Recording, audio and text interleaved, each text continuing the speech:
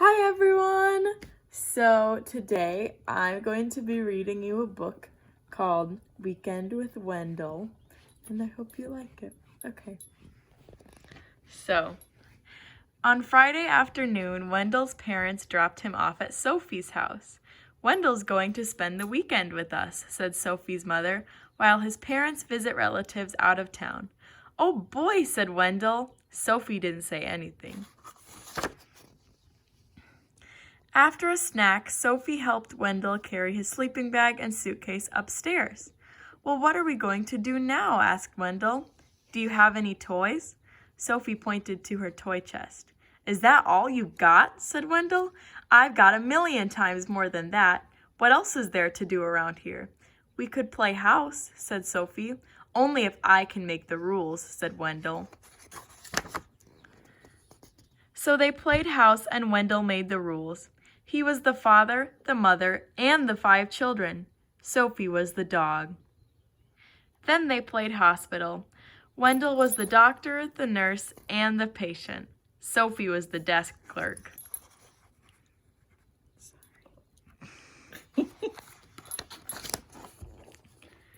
When they pretended they worked in a bakery, Wendell was the baker and Sophie was a sweet roll.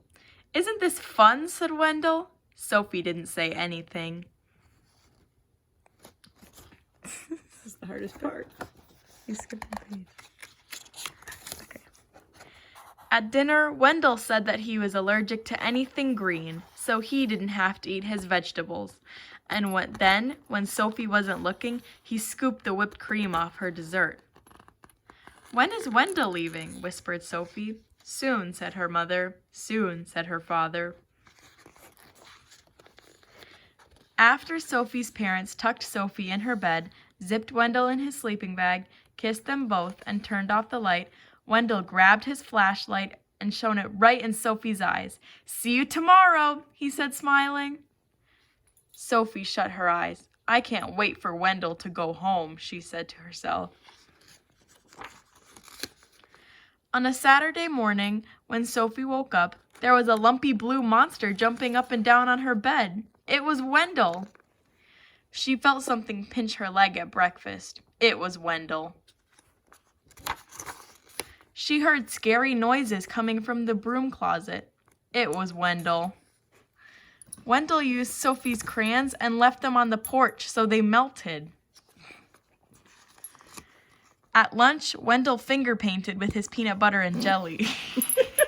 We have a Rudy interrupting the story. I am Wendell! Stop. Intermission! Okay. Keep going. "When is Wendell leaving?" whispered Sophie. "Soon," said her mother. "Soon," said her father. At bedtime, when Sophie put her head on her pillow, she heard something crunch. It was a note from Wendell.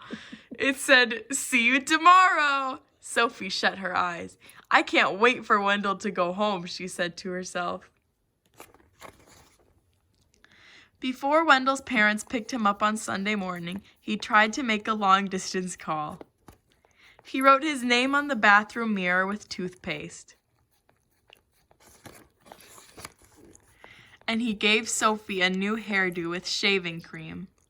"Want to go outside to help me wash this off?" asked Sophie. "We could play firefighter." "Oh boy," said Wendell. So they played firefighter, and Sophie made the rules. She was the fire chief. Wendell was the burning building. "Isn't this fun?" said Sophie. Wendell didn't say anything. "Do I get to be the fire chief?" asked Wendell. "Maybe," said Sophie. Soon Wendell and Sophie didn't care about who was the fire chief or who was the burning building.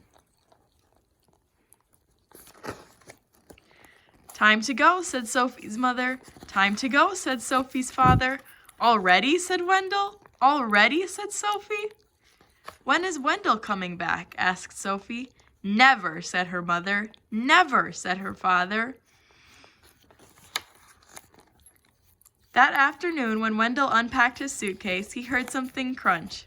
It was a note from Sophie. it said, "I hope I see you soon." The end. So I hope you liked our book, and Rudy wanted to say hello, I guess. But I hope you liked A Weekend with Wendell. And with Rudy.